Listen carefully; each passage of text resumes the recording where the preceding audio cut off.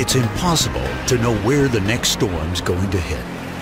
When it does, it can wreak havoc on the power system. There's a weather advisory in effect with high winds, heavy rains, and potential lightning. I don't like thunder.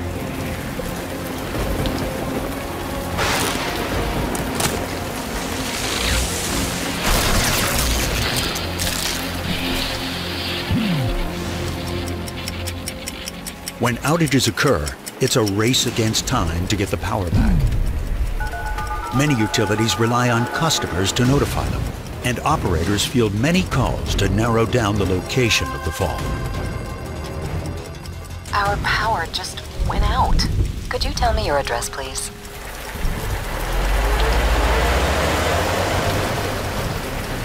Repair crews battle through storm conditions until the problem can be found. Any word on where the line's down? Not yet. Calls are coming in from all over the circuit. Has the switch at 4th and Vine been opened yet? No, not there yet. The safety and security of the community is the utility's first concern as they work together to restore power. Mom, how long will the lights be out? I'm scared. Found a down wire. We need to tag out the circuit and I'll get set up for repairs.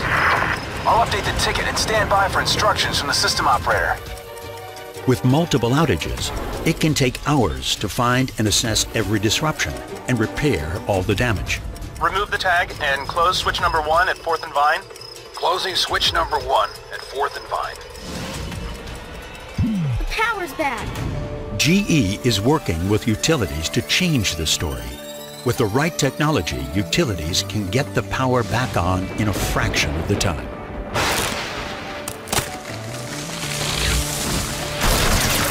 Modern sensors and control devices can immediately isolate problems on the grid and quickly restore power to a majority of customers by rerouting power. System operators are alerted via a robust communications network, and they can see the exact fault location. An order workflow and switching plan can be created quickly. Dispatchers can send the best prepared crew to repair the fault. We've got a line down between Elm and Main. Confirmed. On our way. The repair crew fixes the problem and quickly restores power to the remaining customers.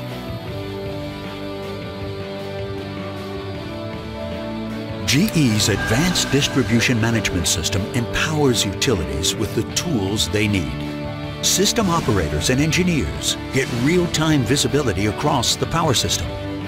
Dispatchers can send the right crew to the right location at the right time.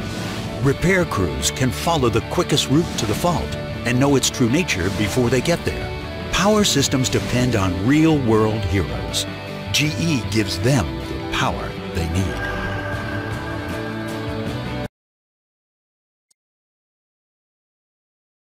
This power distribution network has over 500 residential, commercial, and industrial customers being supplied on this power circuit. Using this network, we'll show you how GE solutions enable utilities to meet the challenges of detecting and isolating an unexpected fault on this distribution network and quickly restoring power to customers. Reliable power is the goal of every utility, but some outages can't be avoided. Without advanced distribution solutions, this can mean large blackouts that last a long time, and it's up to customers to notify the utility when the power goes out. Then repair crews need to drive around the blackout area until they find the fault. In this scenario, when the fault occurs, the entire circuit immediately goes down and all 500 customers lose power. Let's take a look at how GE's distribution solutions can dramatically improve performance. GE's advanced fault detection, isolation, and restoration solution offers unprecedented control over power outages. GE sensors and control devices immediately detect and isolate the fault, reroute power, and restore the majority of the power network. Operators are notified via GE's distribution management software and dispatch a repair crew to the exact site of the power system fault. The crew fixes the fault and quickly restores power to the remainder of the network. Let's take an in-depth look at how GE's solution works. A fault occurs on a main segment of a distribution line. GE relays and smart controllers execute a coordinated scheme to identify and isolate the fault. Of the 500 customers on this circuit, only 280 suffer this initial power outage. GE monitoring devices gather information on the fault and alert the utility via a rugged GE wireless network. The customers downstream of the fault can have power safely restored by closing a switch between the faulted circuit and a neighboring circuit. This brings power back to another 230 customers. Personnel at the control center use software visualization tools to monitor the situation. GE's line-mounted monitoring sensors accurately identify the fault. The location and details of the fault are wirelessly communicated back to the OMS. The repair crew receives order and map information via a mobile data device. Once the crew has completed the repairs, they restore the circuit, bringing power back to the remaining customers. Okay, this is Module 1. It's an overview of the installation of the FMC T6 and SNG equipment. And here we'll see a typical installations you'll see. On the left we have a solar powered Exnet type system where you have 3 line sensors on each of the 3 phases. You have an SNG box sitting on the pole which is powered via the solar power. And the second option is on a mast where it's on a custom built bracket where you have your SNG box sitting with this solar panel on the mast, and you have your 3 sensors sitting on each of the 3 phases with a weather station up the top. This would be used in a system that has temperature probes coming from the sensors sitting on the conductors to measure the temperature of the lines. Another example here is on a pole, and this is solar powered again with a weather station above it, and it has its 3 sensors sitting on the line measuring the conductor temperature as well. The system architecture. So the system is made up of 3 key parts.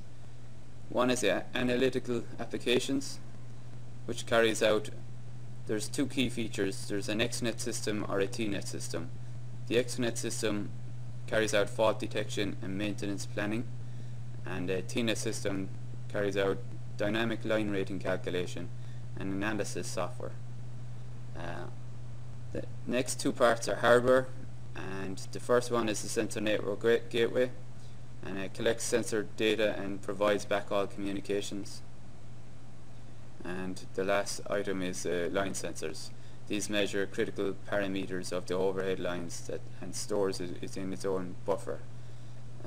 After the SNG will communicate to the sensor to get the data, and you can see in this diagram here how the system works.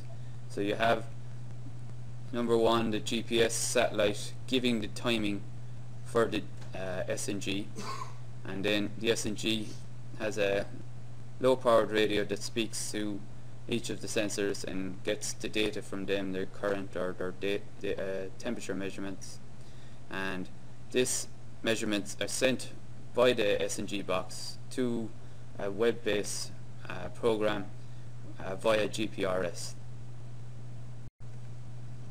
The FMCT6 line sensor is suitable for overhead lines from 480 volts to 140 kilovolts. There is 2 versions available. One has a max current rating of 300, and the second one has a max current rating of 600. The conductor temperature monitoring is optional, so you can have your temperature probe or not. It fits to conductors varying between 10 millimeters up to 28 millimeters in diameter, and can be installed via hot stick or hot glove. It's powered directly from the line and has a battery backup for when the line is down for 48 hours. The minimum charging level of the FMCT6 version, the 300 amp version, is 10 amps, and the minimum current to charge The 600 amp version is 30 amps. It synchronizes the current measurements at 1.6 kilohertz using the magnitude and angle, and it uses a short range 2.4 gigahertz communication to the gateway.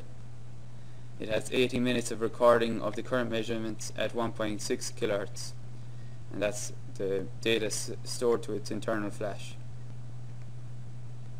The sensor network gateway. This is a communication gateway for linking the line sensors and the weather station with the system console. This system console is displays the data to a web page. It can support up to 2 circuits, which is a maximum of 6 sensors. It can be mounted up to 30 meters from the line sensors, so that's the maximum range. It has a wired communication to a weather station, and it has backhaul communications to system console over GPRS communication. The GPS synchronizes the sensors to within 20 microseconds, and it's powered either by 100 volts to 250 volts AC low power, or a 30 watt solar panel at latitudes of less than 55 degrees. The web controller and its applications. This has a secure operator interface web application. It has data collection and data management, application configuration and system maintenance, accessibility through laptops, tablets or smartphones. Anything that can connect to the internet can see these web pages. It's available as a hosted pilot service for installations, and it has 2 key analytical applications: the Exnet system, which is for fault location and analysis system, and it has a TNS system, and this is for dynamic line rating. You see in these pictures of a typical Exnet page here, where faults are happening, and when the fault's happening, they're marked red at which location it is, and if you click the faulty locations, it will bring up graphs. And the bottom page, you'll have a TNet page where you can see, for example, the load on the line, how much the line has capacity for, and then that's the maximum capacity of the line, and then this is what is spare. The Exnet fault location analysis system. This is a graph showing you a typical installation where you would first have the substation here, and then outside that you have your first installation, which is a node. You'd have 3 sensors, or in this diagram the node is made up of 2 sensors, and you'd have a SNG on the pole. So they have 3 locations along the line here, and a fault happens here, which is seen by the furthest out along the line, and then it'll be seen also by the middle node and seen by the last. When we're doing our detection, it works backwards, where the system checks all at the end of the line and backwards. So if this fault happened in here between the 2 nodes, this 3rd node wouldn't see the fault, but the 2nd one would, and we'd be able to mark this node as where the fault happened between here and here. But as the fault happens beyond the 3rd one, we know the fault happened from here outwards. It reports the fault location, and when they say the location, that's like from this node or in between nodes, and it can detect earth faults in high and low impedance grounding treatments, short circuits, dropped phases, cross-country faults in a high impedance grounding system. The system is time-synced data collected and aligned and analysed to determine the nature of the fault. So the time sync is got from the GPS of each location.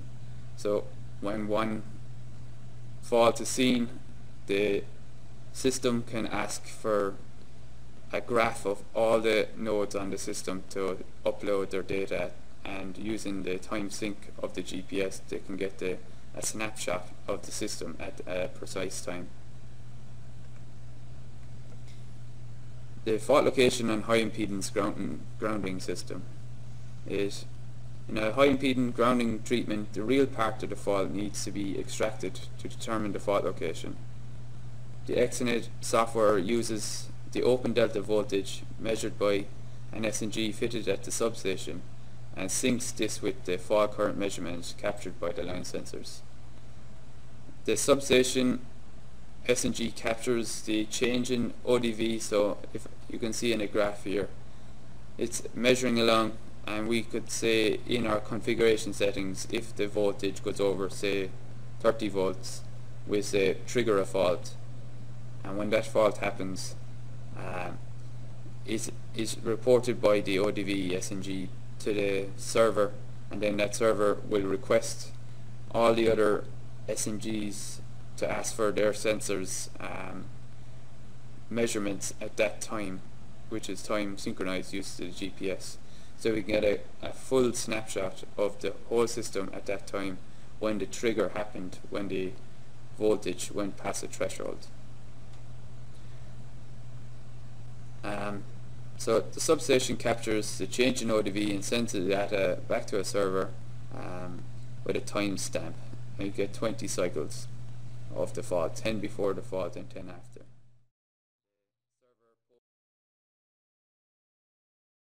The server pulls all sensors for their current data and at the time of the event, and the server aligns the ODV data with the current data at each node and determines the location of the fault.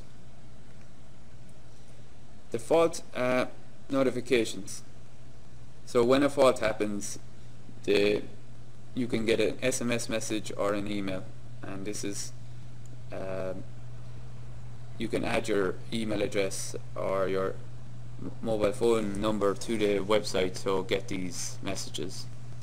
The field crews are notified via the GPRS or the SMS, enabling rapid mobilization to repair the problem. The messaging directs remote team to the fault location, so it tells you between which node, as I say, it could be between pole 1 and pole 5 where the fault is, and it distinguishes between the different faults and the transient events, and only notifies when an outage is greater than 1 minute in length, which is user configurable. So the remote web device allows field operators to analyze the data captured during faults. You can use a laptop or a tablet or a smartphone. For the email notification, cell numbers and email addresses are managed and set up in the system console. This is all managed via the website itself, and roster schedules can be updated by the administrator, and new contacts can be added or removed as you wish. The synchronization key benefits. The grounding treatment detects faults in high and low impedance grounding. It uses wide area time synchronization to deliver time-aligned fault data. It's local synchronization. Sensors sampling on each phase are time synchronized. Synchronization achieves local phase relationship determined on sequence currents and enriches the data. The wide area synchronization, all sensors can be trigger network-wide fault uploads. Exonet software will be analyze fault reports from the sensors, and wide area analysis is performed for delivering the location of the fault.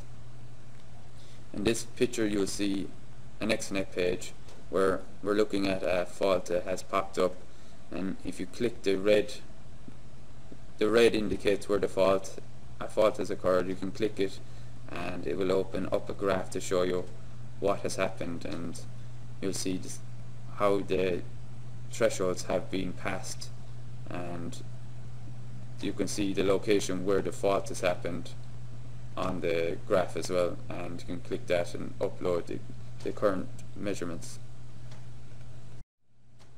The Exonet application for a high impedance grounding has an open delta voltage used for the triggering of the faults.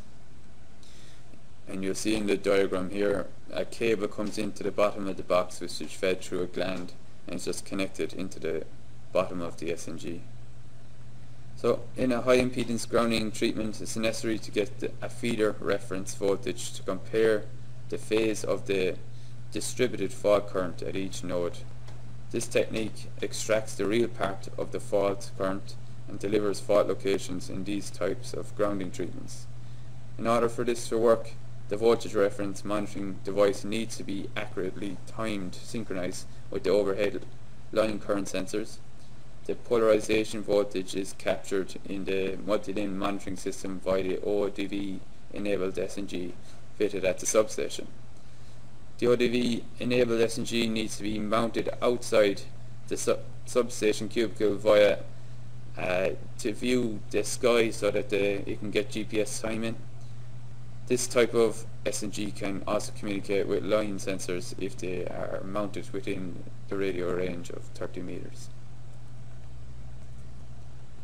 The maintenance prioritization. There is another page where you can click and you can see what type of faults have happened in a time period that you select. So you can look back in the last 6 months and see between this pole and that pole how many faults it has seen. So you can see where you're getting your problem sections along the line, and then you can prioritize maintenance to go out and repair these issues. So you can some typical things, some trees might need to be trimmed back, or there's salt build-up or the equipment is aging, and this web page will help you to schedule your maintenance. In the TNet application, there's methodology for rating over headlines. So the static line rating methodology, which the utilities use at the moment, is a traditional method for determining the circuit capacity ratings. The calculation is based on characteristics of the conductor, line design, and determined at time of installation. They do not take real-time conditions into determining the capacity limits, and they tend to underestimate the capacity, thus not delivering the full value of their installed assets. But our option with the dynamic line rating methodology, this utilizes real-time information to augment line sag conditions and the line sag calculations to maximize the usage of available capacity. So you have real-time information, you have the local weather condition, the line load conditions, and the conductor temperature. The TNet line rating technical approaches. The distributed weather and substation load data approach uses static information, the conductor size, the real-time measurements to estimate max loading that will not create an unsafe lag of the lines. It utilizes the weather and the load information to estimate conductor temperature. The distributed load and conductor temperature approach. This directly measures the temperature and load of the conductors, uses measurement in multiple locations to find the capacity bottlenecks. The hybrid approach used by the GE line monitoring system, this uses a combination of distributed weather, load, and conductor temperature data. It uses the hybrid approach to provide operators with critical information to maximize the capacity of their assets, and delivers a low-cost solution that optimizes capacity and delivers a conductor clearance safeguard. This maximizing efficiency and throughput identifies and quantifies capacity bottlenecks. In this picture you can see a substation, and then we have a node here with 3 sensors with an SNG here, and another one here with the weather station, and another one here. And you can measure along the line, and depending on the weather conditions and if the sun is out or over this road, it might be hotter conditions, and this could be the bottleneck on the line, and these sensors will pick up the bottleneck. And by default, our TNet page, when it's displaying, it'll automatically display where the bottleneck is, but you can change between different nodes along the line and see what they are measuring also. So it incorporates cooling and heating effects due to topology in the terrain. It provides operators with visualization of additional line current carrying capabilities and the impact of sag and safety, and is suitable for networks up to 140 kilovolts. Operator interfaces enabling optimum utilization. On this page you see a sag calculator and a rating calculator. On the right you have your sag calculator, and you can see the sag is 6.22 meters and there's only 0.27 free, so we're bordering on the threshold. We know that that's the bottleneck on the line where we don't have much sag spare capacity left, and you've a real-time rating of the line here, where you can see on the line the load is 97, the maximum load of the line is 284, so you have 187 spare. By this you know you can drive more current through the line if you wish. The TNet line rating technical approaches. The distributed weather and substation load data approach uses static information, the conductor size, the real-time measurements to estimate max loading that will not create an unsafe lag of the lines.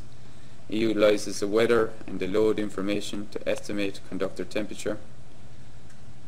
The distributed load and conductor temperature approach. This directly measures the temperature and load of the conductors, uses measurement in multiple locations to find the capacity bottlenecks. The hybrid approach used by the GE line monitoring system, this uses a combination of distributed weather, load and conductor temperature data. It uses the hybrid approach to provide operators with critical information to maximize the capacity of their assets, and delivers a low-cost solution that optimizes capacity and delivers a conductor clearance safeguard. Let's take a look at the equipment ordering list for your line sensor and your SNG and your weather station if your installation requires one. You'll have to make choices between your conductor temperature, your frequency options, your current range options. For your SNG, it'll be your power options, your weather data input options, and once again your frequency options. Lastly, you'll need to choose whether or not you require a weather installation kit. Please review the TNet and XNet software licensing and hosting packages and their appropriate charges. Please take a look at the type, 1 node, 1 year of GE hosted software, code is 1. 10 nodes, 1 year of GE hosted software is code 2. Go ahead and review the XNet software licensing and hosting charges as well. Please take a moment to review the fault location pilot pricing example on this slide. As you can see, for each feeder in the pilot with 4 monitored locations per feeder. Typically, feeders will have between 3 and 5 node locations.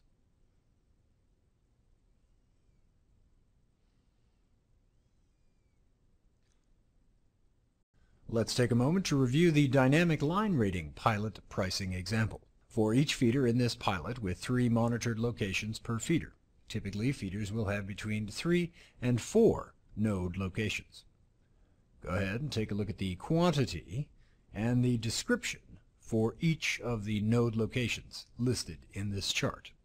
When you've completed reviewing the dynamic line rating pilot pricing example,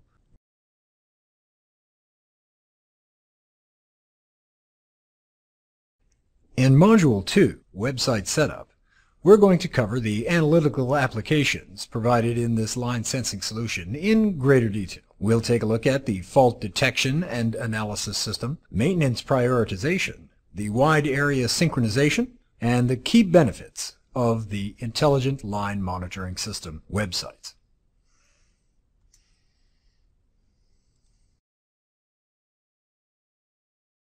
So when you want to add the first website, the first thing you do is you create a new site. So you go to the System tab, Manage Sites, New Site. You put in the site name, you can put the description, like a location where it is. You can put in a longitude and latitude if you want to know how to find it easier. Click Save, and that will be your new site created. After that, you'd add a line to the site. So you're under the same tab, System, Manage Lines, New Line. So pop-up window will come up, and you click, put in the name, the line, the start and end. I can show you that later. Just shows text on the screen for indication purposes. And you have to select what site it's going to connect to.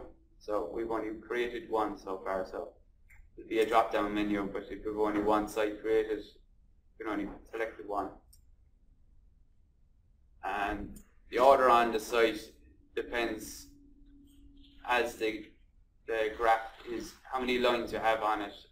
You could have 3 lines, and the order in which you see it on the screen. So from left to right, it'll be 1, 2, 3.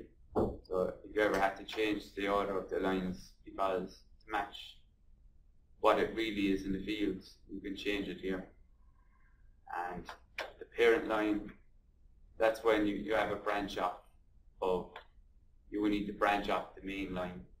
So you'd have to have one node created first. You can't branch off anything at the moment because there is no lines. So you have to just leave it as that. Click Save. So after you have your line, you have to create an SNG to be added onto the line. So under System, Manage SNG, New Users, New SNG, and up comes this pop-up window which has different tabs under it. So the first one is SNG, and you would have the firmware version. This is displayed on the SNG itself, the paperwork that comes with it. So you can select, you'd have to have your firmware added before it will work, so you just select that. And then the serial number is the IMEI number of the SNG, which is written on the front of the SNG.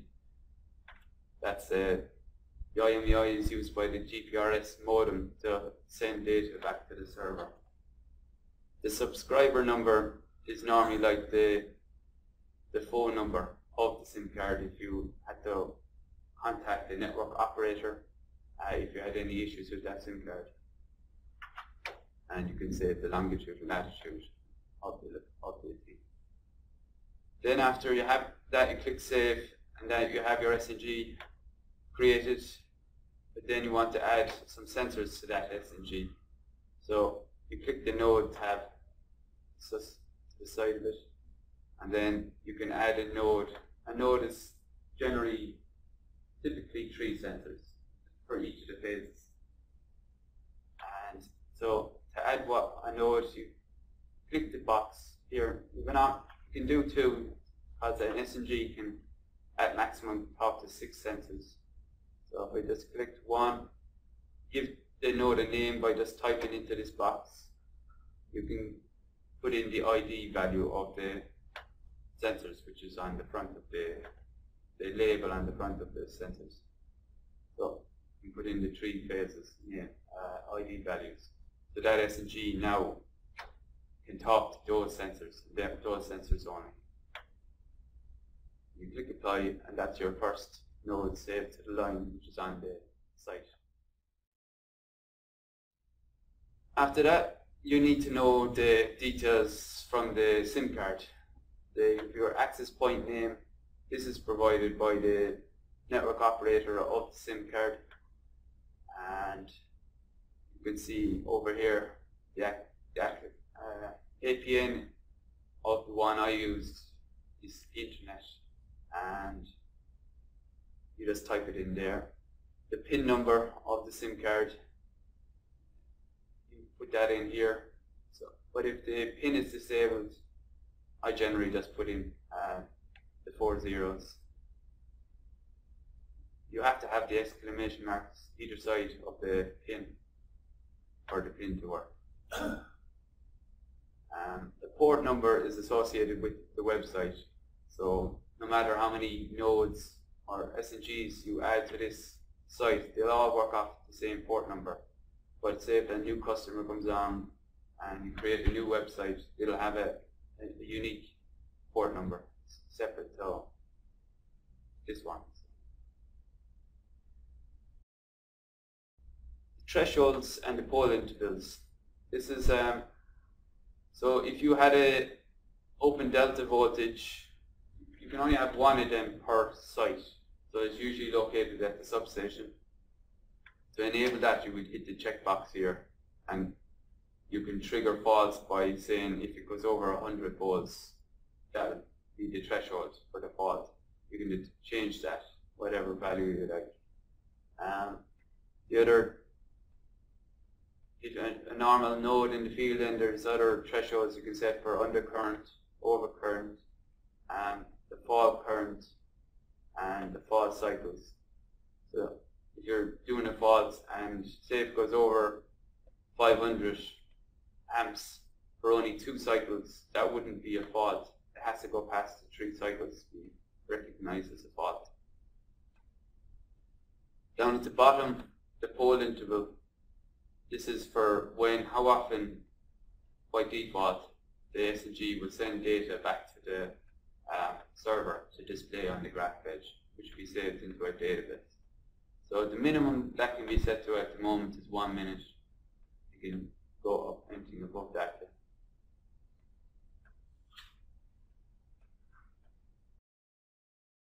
So as I was saying, you have to add the firmware before you add the equipment, and this is how you add the firmware. You click System, Firmware, New Firmware.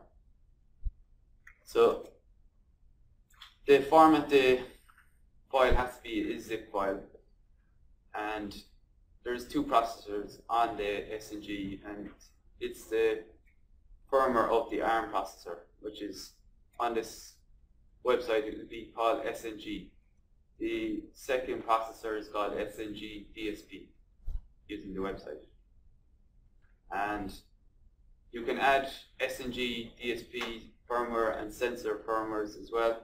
They're generally used for remote upgrades or downgrades, whatever is needed, but the only one that's really important is you have the SNG zip file of the SNG you actually have added to the website before you try to add any equipment. Otherwise it won't connect, because it doesn't have the correct memory map to save the data to the database.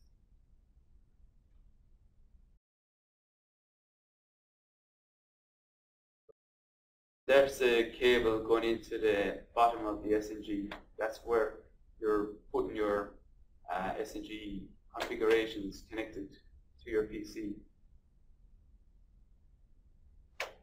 And you can see debug messages using terminal port like Terra Terminal, or this one I use is Advanced Serial Port Terminal. But the baud rate settings to see the debug messages is 115/200, data bits 8, RT none, stop bits 1, flow control none. After that, you can see how your SNG is getting on as it tries to connect to the server. You can see here on the screen, like the CSQ is the signal strength of the GPRS communications, and then it's connecting to O2 Ireland, it's getting an IP address, and then if it connect, it's connected, introduce, send, and that's it connected for the first time to the web server.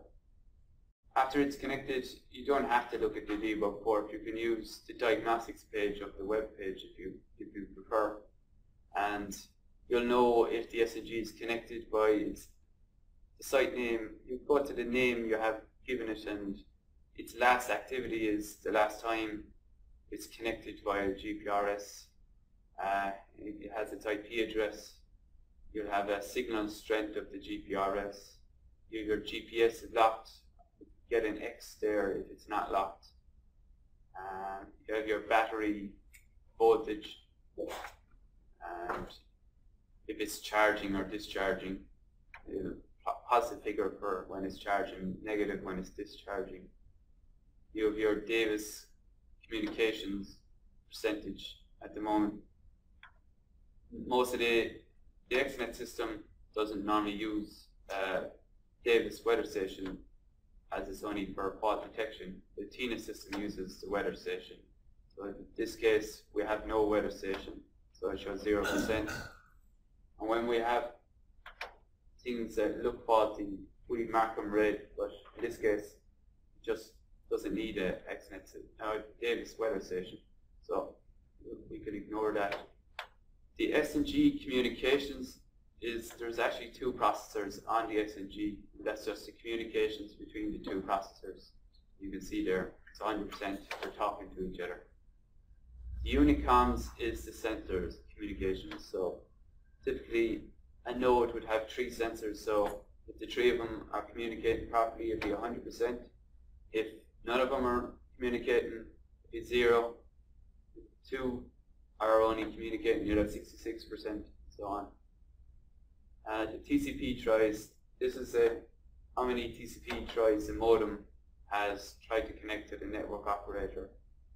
The modem resets is how many times the modem has reset since you turned it on for the first time. If you ever do a reset of the SNG, these figures go back to 0. So if you clicked one of the nodes, then it drops down what sensors are connected to the SNG. So you can see this Burr Croghan has 3 sensors connected, and it has a possibility to connect up to 6, but at the moment it only has 3. And you can see its communication is 100% for the first phase, second phase, and third phase. You can see the voltage. The decimal point, you have to kind of ignore that. It's really 4.64 and 4.58, 4.54. Then you have your current, if it's charging or discharging. At the moment, these aren't working. This is the old equipment, but in the equipment at the moment, you'll see the receive and transmitting the frequency drift. When you get a time period where you can display, say if you came along and one of the sensors stopped working and you want to look back when did it stop working, you can go back and say, look at the last month and look at the graphs. I can show you this more later on, but it's a kind of a look back tool to see when your errors occurred. In the first portion of this module, we'll take a look at the customer-defined requirements. They consist of defining the application. For example, is it a high or low impedance application? Is it a 50 or 60 Hertz network? What is the URL name? And setting up that URL. What is the username and password going to be? What are the node names and pole numbers and layout information required? What SIM card details are required, for example, APN, PIN, username and password data? What is the port number? What are the thresholds and data reporting intervals? And what SNG firmware needs to be added to the system? Let's review the SNG initial connections. The SNG configurator program is used to set up the initial configurations, and this needs to be installed to a PC or laptop if it's not already done. Select the correct COM port, the PIN number and the SIM card, and also the access point name, or APN, that is associated with that SIM card. The username and password that are associated with the GPRS, this may not be required.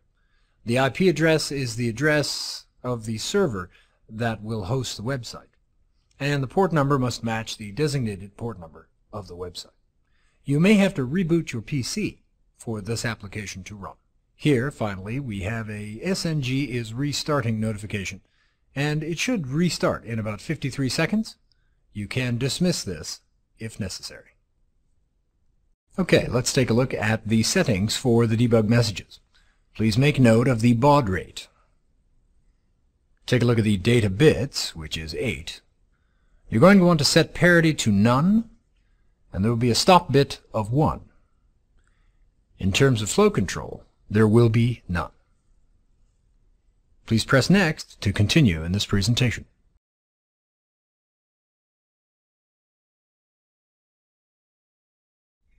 The next module is to install the sensor.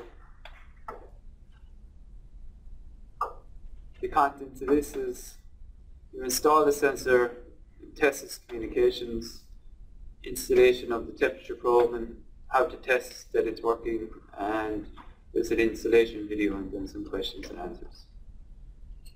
So this is what the FMCT6 sensor looks like. You have a signal CT inside here, a split core current transformer that measures the current and the phase angle. You have your power switch inside here, and this is a power current transformer.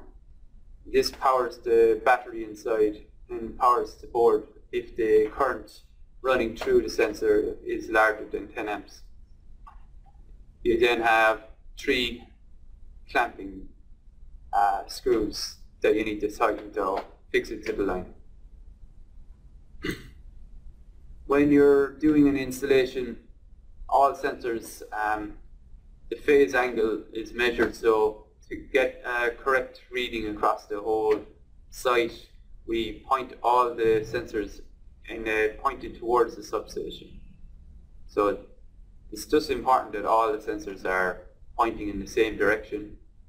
It is possible to change the polarity 180 degrees in software, but we prefer just to get it right first time with the hardware when installing it. When you add your sensor IDs to the website, the ID is on the front of the sensor, beyond the front part of the sticker beyond, and when you save it to the website, you'll be saving it in phase 1, phase 2, phase 3. So you just need to make sure you select the right ID number for the right phase when you're installing them as well. These examples of hot stick and hot glove installations. You see in this picture here, they're going with the hot glove option and hanging off a cross arm. Up here they're using the hot stick to install the sensor's live line. These both at the bottom would have the line switched out. Customer would normally install the temperature probe sensors, the sensors with the temperature probes, when the line is switched out. But the ones without temperature probes, they're able to more easily install them live line. Because they don't have to wrap denser tape around the temperature probe to a line. So you need to get close to the line to do the temperature probe. When the sensors are installed and the SMG is up and running and connected to the server, you can see measurements of current and temperature via the diagnostic port, the diagnostics page on the website, or you can have a terminal page open where you can see the messages as well. They're the 2 different options just to check if you're getting correct measurements or any measurements from the device before you leave the site. So the required data before you get any SNG measurements from the sensors, you have to have a GPS lock and you have to have GPRS communication. So the SNG has to be able to send data back to the server. That's done via GPRS, and because our system relies the accuracy on the timing so much on the GPS, until we get GPS lock, we don't display any current measurements. You can see battery measurements alright, but you won't see any current measurements until the GPS is locked. So when you install the SNG, first of all, that can take up to 5 minutes to come into lock, and then you start getting data. So the different communications you'll be checking for is the sensor radio communications. You can see that in the diagnostics page. You get a percentage. You get sensor battery measurements and sensor current measurements. This is a picture showing you the temperature probe. It comes out the side of the sensor and just comes down to the bottom, and it's a metal casing covering the actual ICs are inside, and the metal piece lies flat down on the conductor. And they apply thermal paste to make the surface even, because the metal is flat and the conductor is round, so they put a thermal paste in between to distribute the heat evenly. And they use some tire wraps and some denso tape to secure it to the line. There's some pictures of it being attached to the line, where they have the two tire wraps either end of the metal housing and wrap it then with denso tape.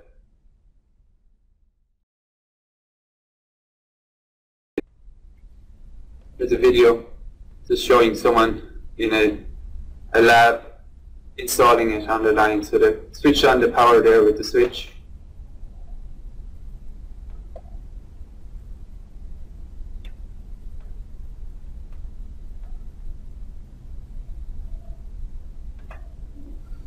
It's important to have those clamps fully down before you try and install, or else they get caught on the line.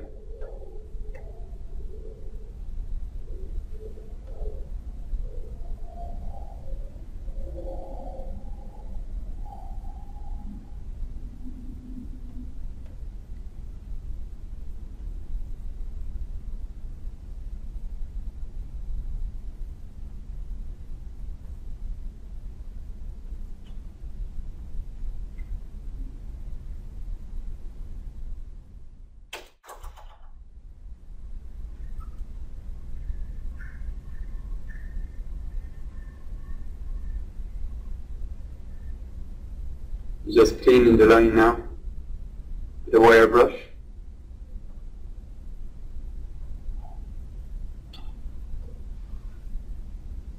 Applying his thermal compound now.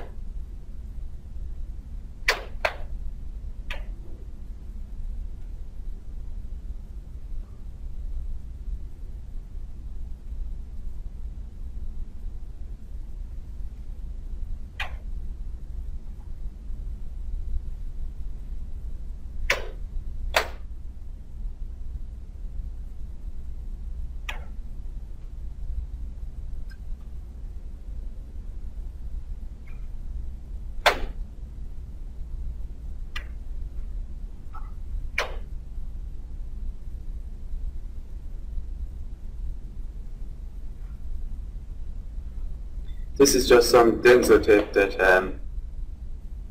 protects the temperature probe from water and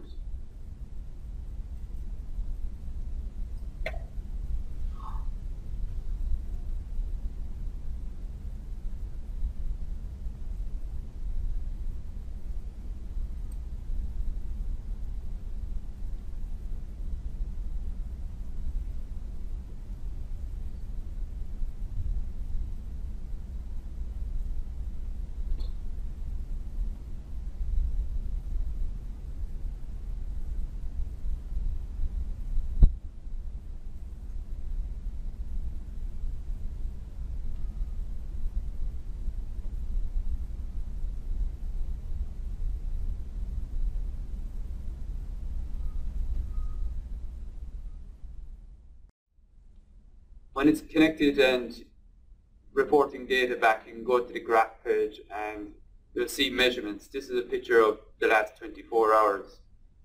If it only started 5 minutes ago, you'd only maybe see it from here back. So then you can more easily see the data. When it's only given one or two values, it's very hard to see in a graph. You can change the time period. Say, change the date of today, and put a time period of maybe 15 minutes, and it'll make the graph more visible. And you select whatever site you're on, your line, and your node. Alright, and when you build that, you can download it in Excel format to see it that way if you like to. When you download it in Excel format, this is for the TNet application. You'll see these are your time, your date, your time. These are values from the weather station, which is the temperature, the wind speed, the wind average, the wind direction, the solar radiation, dew point. And then the next two values are the temperature of the three sensors averaged, and the current of the three sensors averaged. And then you have them individually then as well also. So you have phase 1, current and temperature, phase 2, current and temperature, phase 3, current and temperature. You want to see them individually.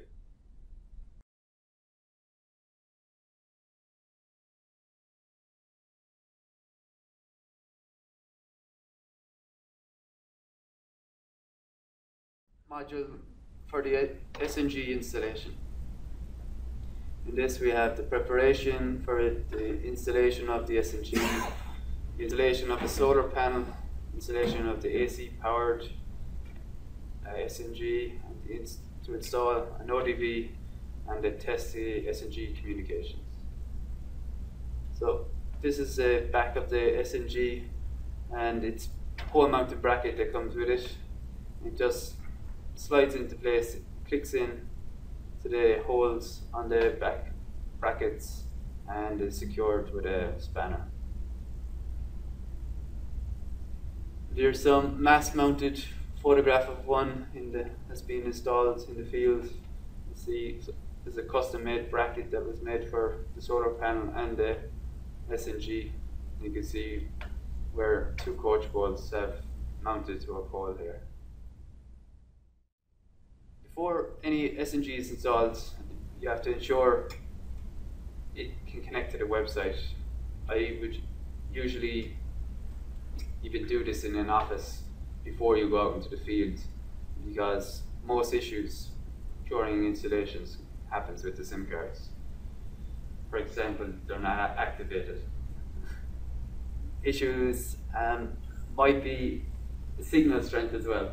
Sometimes you might pick, I've dealt with one customer before, and his contract is with, say, O2, and all his SIM cards are O2, but when he picked a location, there was no signal strength for that network in that area, so we had to go with a different operator for that area. So once the SNG is connected, you can ensure you can have its communication with the sensors that are associated to it. You can see this via the web page or the debug port. When installing it, you need to decide the position where to mount the SNG so that the GPS antenna has a clear view of the satellites in the sky and is within 30 meters of the sensors, as that's the range the radio can reach, the maximum range. For example, in Ireland, the GPS antenna should be pointed to the south sky. That's where most of the GPS satellites are positioned. So that's you wouldn't want to have it be blocked by some pole or a wall or whatever to mount it on. You want to ensure it's securely connected to the mounting bracket also for safety. When you are installing the SNG, you should always disconnect the SNG power, because when you're installing the SNG, you have to wire it up to either a low voltage AC supply or a solar panel, and when you're doing the connections to the file terminals, you could short the wire accidentally, and if the SNG is powered on at this time, it will short the fuse and blow the fuse in the SNG, and you'll have a faulty SNG. So it's always best to, during the installation, have this power cable for the SNG out until everything is installed, and the last thing you do is switch this in and that'll turn the SNG on. The SIM card slots into a little plastic holding that if you push a button here it slides out, comes all the way out, and you can put the SIM card in and slide it back in.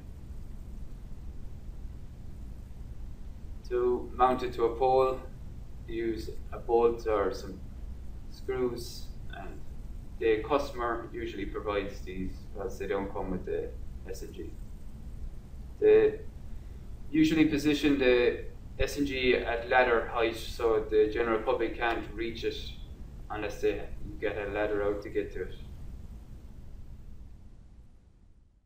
When you are installing the SNG, you should always disconnect the SNG power, because when you're installing the SNG, you have to wire it up to either a low voltage AC supply or a solar panel, and when you're doing the connections to the file terminals, you could short the wire accidentally, and if the SNG is powered on at this time, it will short the fuse and blow the fuse in the SNG, and you'll have a faulty SNG.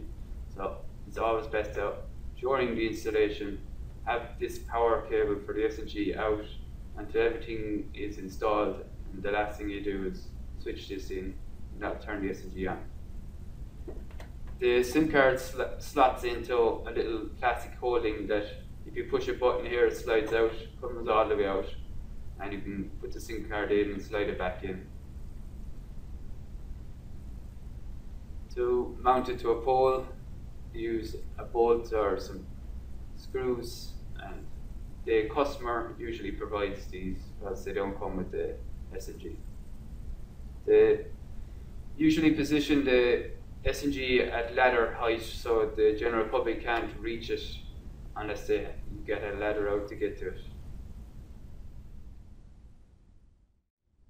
This is the bracket that's being used at the moment for the 30-watt panel we sell with the product, and that's the only option we have at the moment, which I suppose in the future there might be different options for different latitudes, for different needs of wattage, depending on what the sunlight in that area would be like. But that is just mounted either with 2 bolts, or, and you see in this picture, it's being used with 2 bands that go around the pole. There's a different tilt angle depending on the latitude, and this is a table to show you the tilt angle that should be, the solar panel should be tilted at.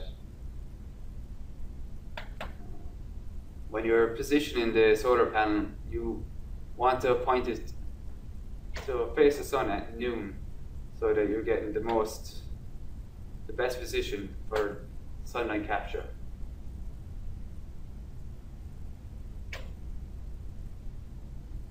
When you're installing the solar panel, there's a junction box on the back of the solar panel that pops open, has 4 screws to close it, and when you want to wire that solar panel to the SNG, there's these 2 terminals that have to have a positive wire connected here and a negative one here that runs down into the SNG box.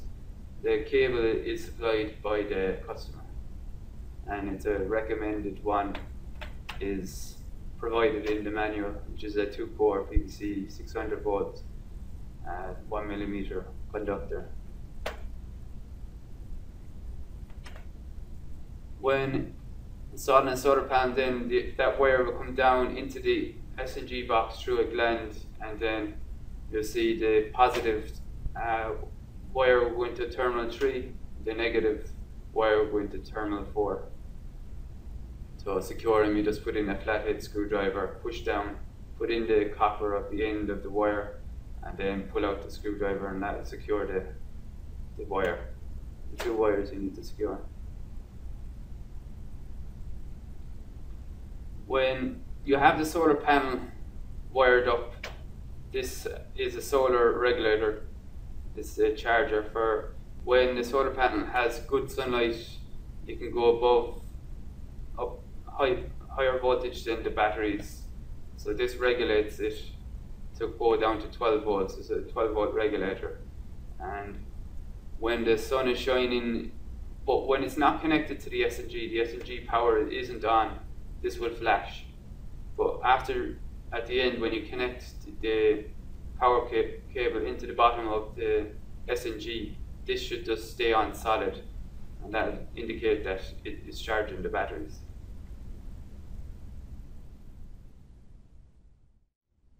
This is a bracket that's being used at the moment for the 30 watt panel we sell with the product, and that's the only option we have at the moment, which I suppose in the future there might be different options for different latitudes, for different needs of wattage, depending on what the sunlight in that area would be like. But that is just mounted either with 2 bolts, or, and you see in this picture, it's being used with 2 bands that go around the pole. There's a different tilt angle depending on the latitude, and this is a table to show you the tilt angle that the solar panel should be tilted at. When you're positioning the solar panel, you want to point it to face the sun at noon, so that you're getting the best position for sunlight capture.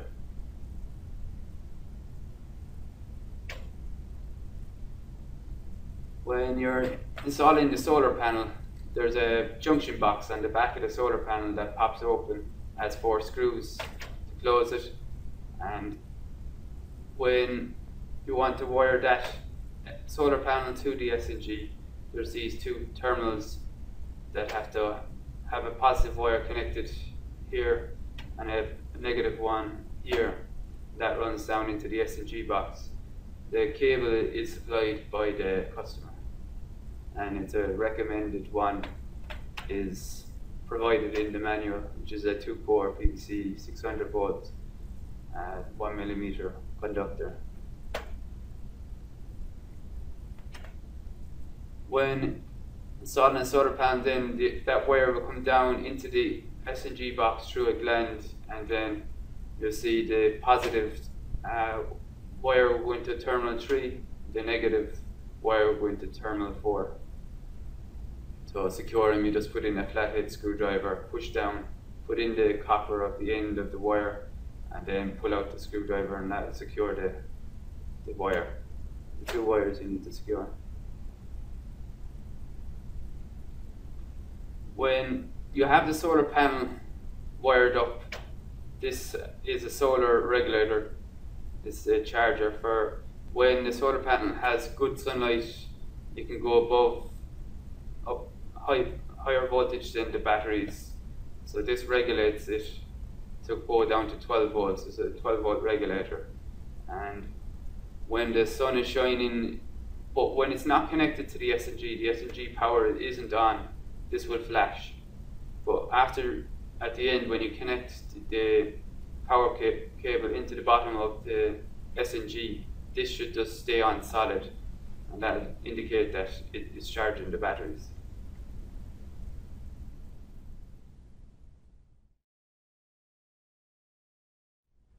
This is the AC power, low voltage option instead of the solar one. It connects the PCB.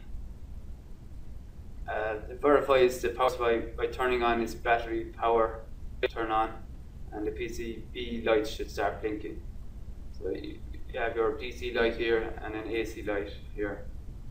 It indicates when the DC is powered from the S&G, and the AC, the power supply is coming in and it is charging the batteries. This green light will turn on. And again, disconnect the S&G cable before you start doing these wiring.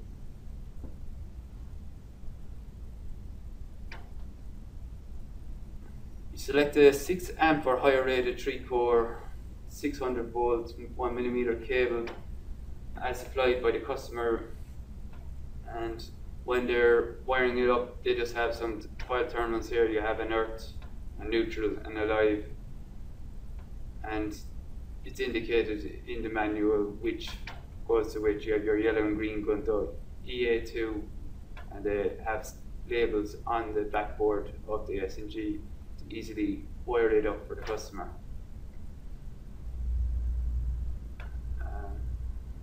After it is all wired up, you just have to check that green AC light is turned on. This is a fuse then. You just have to make sure that's switched in.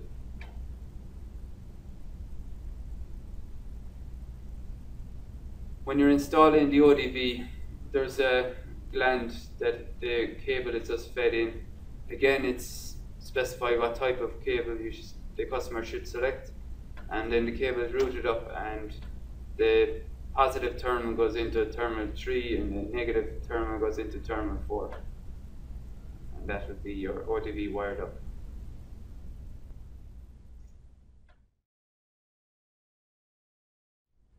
This is the AC power, low voltage option instead of the solar one.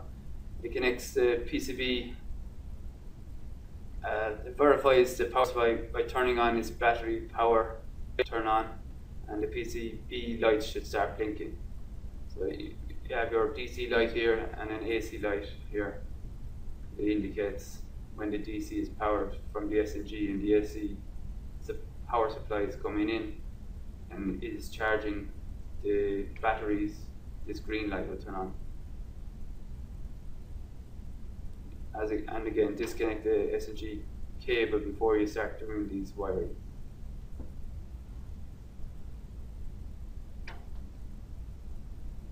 You select a 6 amp or higher rated 3-core 600 volt 1mm cable as supplied by the customer, and when they're wiring it up, they just have some file terminals here. You have an earth, a neutral, and a live, and it's indicated in the manual which goes to which. You have your yellow and green going to EA2, and they have labels on the backboard of the SNG to easily wire it up for the customer.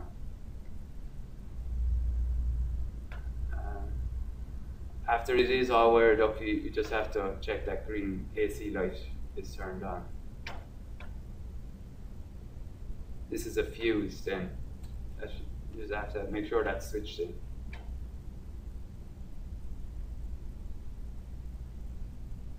When you're installing the ODV, there's a gland that the cable is just fed in. Again, it's specified what type of cable the customer should select. And then the cable is routed up, and the positive terminal goes into terminal 3 and the negative terminal goes into terminal 4. And that would be your ODV wired up.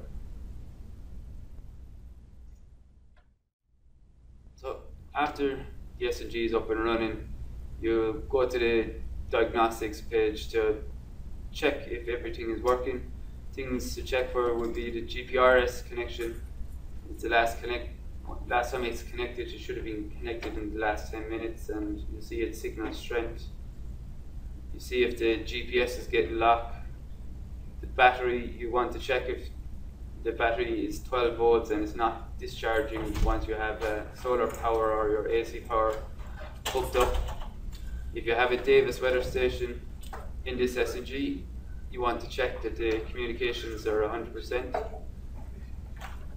The SNG communications is the communications between the two processors on the SNG. You want to just make sure that's 100% also. And the CCP tries, this will be 0 after every reset, but you wouldn't want to see it continuously doing TCP tries. This is when it's trying to connect to the SIM card's network operator.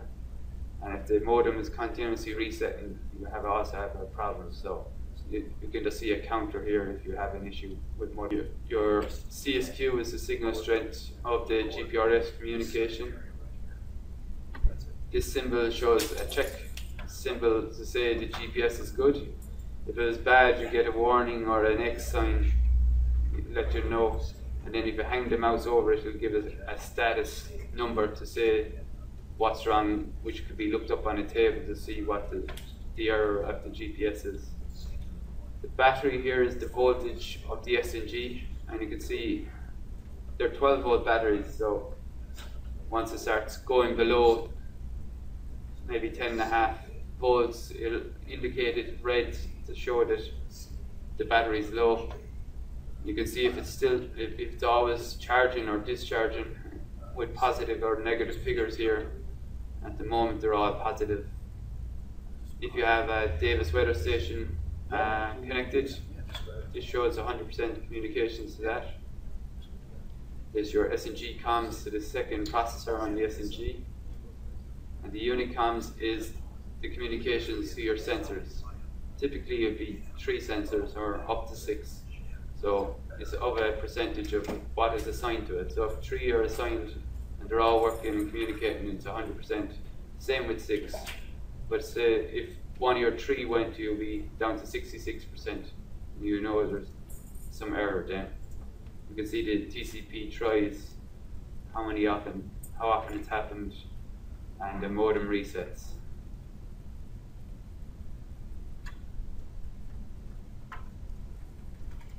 So when you have the SNG up and running and it's communicating with the sensors, you can go to the graph page, and under the chart type RSNT, it shows you the current values of the 3 sensors.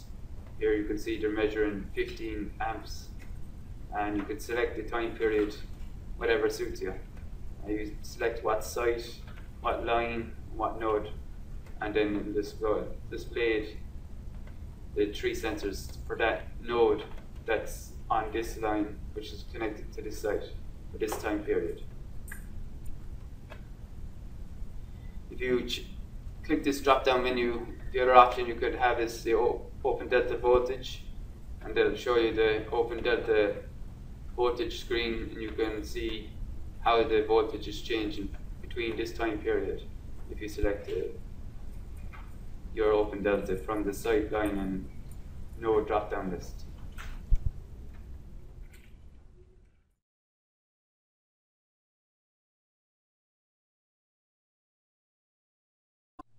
Okay, Module 6, this is the website GUI introduction. In this we'll have the introduction and an explanation of the diagnostics, the thresholds, the notifications, the graphs page, the TNet page, the XNet page, and the faults page. After the equipment is installed and powered on, there should be a connection made to the server via GPRS, and once this connection is made, you'll be able to see data received to the website, like the current measurements, the GPS signal strength or GPS status, and the diagnostics page gives most of the information you need to know if the node is successfully installed. On the main menu you have a list of tabs along the top in which you can select, and this depending on what the customer has installed. In this situation they have the TNet and XNet system enabled. Sometimes the XNet might be only enabled, sometimes the TNet, and sometimes both. But the TNet page, that'll show you a current state of the TNet system using a simplified schematic. Same with the XNet, it'll give you a current state of the XNet system using a simplified schematic. The faults page gives you a list of faults recorded. The events page gives you a list of events recorded. The graphs page gives you the measurements of the current, the out of balance, the positive sequence, the negative sequence, and the zero sequence. Notifications will give you the configurations page for the notification services, like for fault messages, you can get it SMS message or an email. The systems page, this is displays the system configurations pages. Admin displays the system access configurations page, like usernames and passwords, and there's a log off page. So the diagnostics shows the status of the equipment at that time. So on this page you see the last activity of the GPRS connection. The CSQ is the signal strength of the GPRS. The GPS status along here will show you if the GPS is locked. The battery voltage of the SNGs and is along here. The Davis communications will show you here if 100% if it's communicated. If there's no communication, should be getting 0%. The SNG communication, so it's the percentage between the two processors on the SNG. The unit comms is the percentage of the communications between the sensors. The TCP tries how many times the modem has tried to connect to the GPRS operator, and how many times the GPRS modem has reset it also is also there. Once you click one of the nodes, you can see its associated sensors connected, and you can see the voltage, the communications, if it's charging or discharging of the batteries of each sensor. The thresholds page is where you can set the thresholds of where a fault will occur.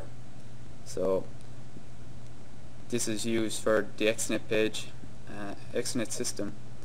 The thresholds of each SNG can be changed at any stage via the configurations page, so you don't have to have a computer connected to it, and it can be remotely changed, and the system will download its new settings, reset itself, and continue to work with its new settings then. Only one, you can see above here, there's enable open delta voltage. Only one of them can be enabled per site, which is usually situated in the substation. And the available thresholds are open delta voltage, so if you've your open delta voltage enabled, you could set the voltage, as in this screen it's 100, so anything over 100 will trigger a fault when it's measuring the voltage. Or using the sensors, if the sensors can measure a current, undercurrent, so anything under, at the moment in this diagram it shows 0, so it's never going to measure lower than 0, so that's the undercurrent disabled. But if we change that to 5 and the current goes below 5, we'll get a fault. Same with overcurrent. So in this diagram we see overcurrent 500, so if the current goes above 500 we'll get a fault message. But there is parameters that need to pass as well. There has to be, you can see the fault current is set to 1 amp, and the fault cycles is set to 3. So if we go over the 500 amps for only 2 cycles, we won't report a fault, it will be just an event. But if it goes above the 3 cycles, then we can report it as a fault. The pole interval at the bottom, this is how often the data is sent back to the SNG, and well, it's when the SNG asks the sensors for their communications. The minimum is 1 minute, so you can be getting the current and temperature readings from the sensors and the readings from the weather station every 1 minute, which will be saved to the database, and you can see it via the graphs page. So this is the notifications page. This is used in the XNet system to notify people when a fault happens. And the different buttons here, you can see the recipient list here. At the moment there's 1 person added. If you want to add a new one, you can click the new recipient button, and once one is enabled you can edit it or delete it in the future if you wanted to. And once one is created, also once you edit it, you can add new address. New address would be like an email address, so when the fault happens you will get an email to whatever address like you put in here, or a phone number, you can put in your phone number and an SMS message will be sent to you. On the graphs page you will see a drop down menu at the top. It's a graph type, so at the moment RS&T is the current of the 3 phases. There's a drop down, you can select other things like open delta voltages, and you can select what time range you want to see the data from this date and time to this date and time. and depending on what site or line the node is on, you can select it here, and you'll end up selecting the node you want to look at, and that will pop up a graph of that time selected period you've selected.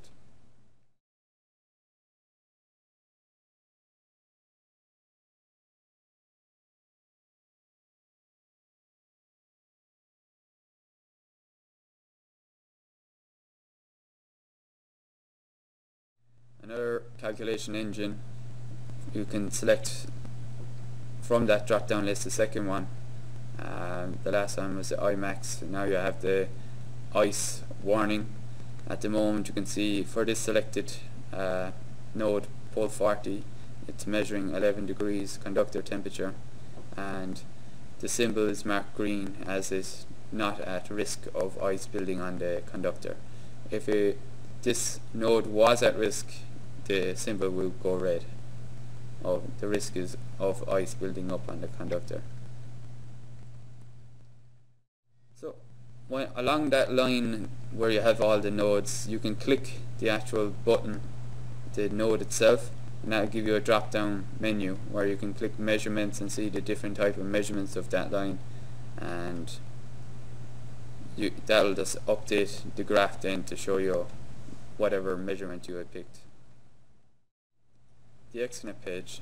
The XNet page will show you a layout of your site. You can change sites if you have different amount of sites with the drop down menu. In this situation, with the Ballycar 40 kV site, and it has an ODV voltage enabled SNG in the substation, and it has 5 nodes, and we can see how it's laid out. If there's a live fault happening, you'll see it on this page. You'll see fault upload in progress, and at the bottom of the page you will see the most recent faults, and you can click any of these to open them up and see where the fault happened, and you can see here when the fault started, when it ended, and the duration in minutes, how long it lasted. On the activity page of the XNet, the last page I showed you was the status. When you click XNet page, it automatically opens the status page, but the button beside it, you can click activity, and this will just show you the activity that's happened on the line for a time period that you can select. So for example, you can look at the last 6 months, how many faults have happened on this line, and there's 4 different type of faults, and if you hover the mouse above the icon, it'll tell you what it is, like earth faults and face to face or cross country, and you can see between each node what has happened between this time period. So this tool is really used for maintenance. So if you can look back and see where all your problems are happening, you're getting 1 face to face fault or 3 ground earth faults between pole 40 and pole 60, you know this is a problem section that you might want to go out and see what's there to be repaired, so fix the line.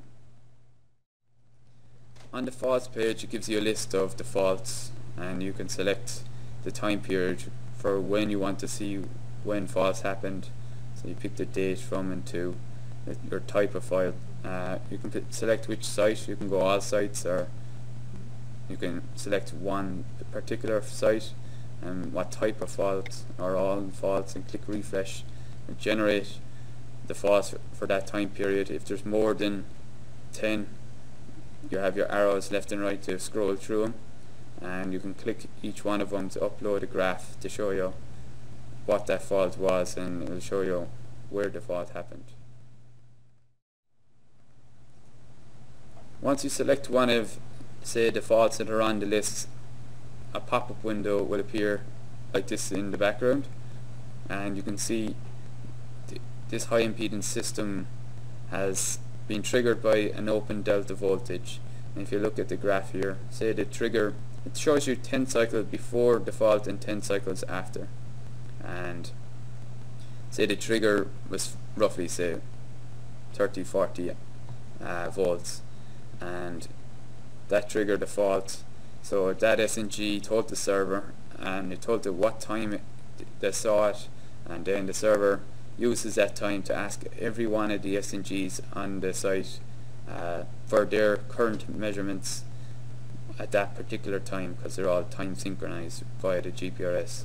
And then that is all determined, and you can look at the faulty node by clicking it, and the red node here, pole 40, is the faulty node, and you can see the out of balance shoots up as far as 30, and you have your spike here on the current, and you have your fall current here going as far as about 12. The XNet can provide you with information on faults in progress via the XNet page. The advanced analytics delivered by the Multi-Lin Intelligent Line Monitoring System's XNet software provides an end-to-end solution for fault location and field crew deployment. It offers a fault detection and analysis system which detects faults on both high and low impedance grounding systems, uses wide area time synchronization to deliver time-aligned fault data, and quickly determines fault location and notifies operators and repair crews via visual, email, and SMS communications. This allows for maintenance prioritization, which can direct crews to where maintenance is needed. This can help guide maintenance work required by the type of faults occurring. Repetitive or transient faults can be indicative of needing of tree trimming, salt buildup, or aging equipment. One of the key features is the wide area synchronization, which means all sensors can trigger network-wide fault uploads. The XNet software will analyze the fault reports from the sensors, and the wide area analysis is performed for delivering the location of a fault within that system. Let's review how the fault location and immediate crew dispatch functionality works. The XNet system reports the fault location as the section of network between the last node that has seen the fault and the first node on that feeder that has not seen the fault.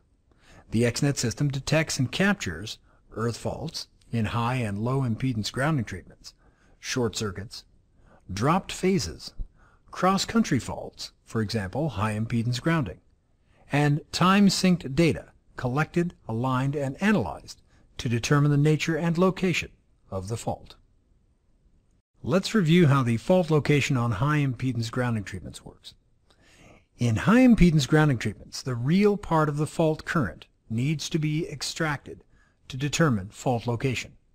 The XNet software uses the open delta voltage measured by an SNG fitted at the substation and syncs this with the fault current measurements captured by the line sensors. The sequence goes like this. The substation SNG captures change in the ODV and sends it back to the server with a timestamp of 20 cycles. The server polls all line sensors for their current data at the time of the event, once again within 20 cycles.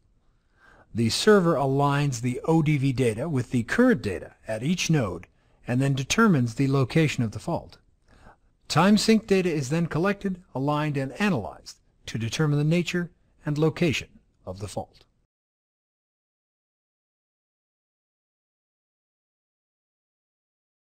Okay, Module 5.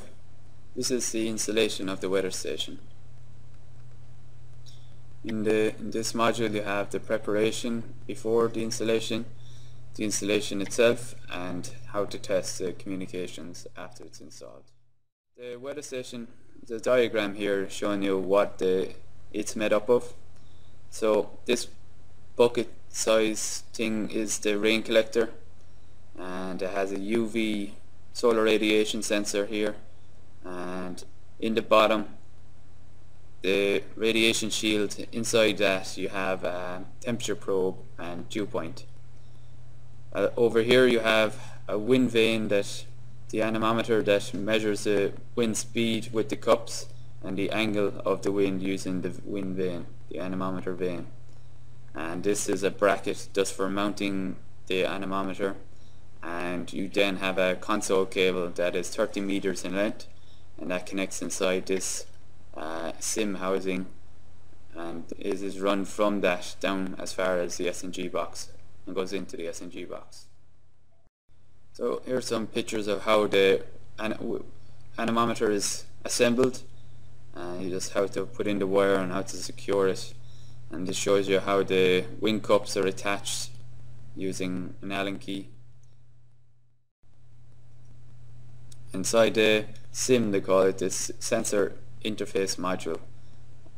So in here you have different connections. You have the UV, sun, rain, wind and temperature, humidity. The only one we don't use of them is the sun. All the other slots are used. And up above here is where the comms cable go, the 30-meter length one. So it comes out of here and down as far as the SNG. And this diagram shows you how to take the lid off. So you push up and out to remove it. That's it. So to remove the rain bucket, you just twist and lift up, and it has this seesaw tipping bucket to measure the rain, which is tied on with a tie rack that needs to be released.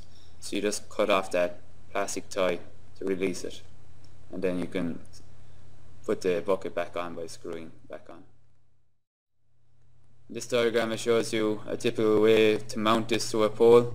So these fittings come with the Davis weather station, so you're just screwing straight into the pole. You need to take the rain bucket off to get access to these holes, and they show the bracket here to screw in the anemometer also. Here's some mounting examples you can see of a custom made bracket where they fitted the solar panel and the weather station onto the custom made bracket using a pole. And another option here, you see someone made a metal plate onto the cross arm, and another option to fit it to the pole itself. The wind anemometer needs to be pointed in the direction of the line so we can measure the angle at which the wind is hitting the line.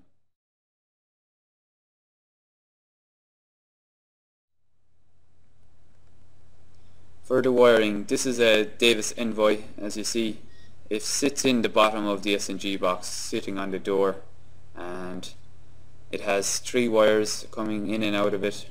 The one to the right, the weather station cable, this is the 30-meter cable that's run from this envoy up to the weather station up on the pole. And then it has a power cable, and that is run to the SNG, a 5-volt power supply. That the SNG gives an output, and this powers the Davis weather envoy. And there's an output of the data from the weather station, goes in through this and out up into the SNG, up into the, which is used for the debug port, is also used for the Davis port. So that clicks into the out of the envoy and up and into the bottom of the SNG. So there's 2 wires coming out of the envoy, the power and the serial cable, and they both connect to the bottom of the SNG.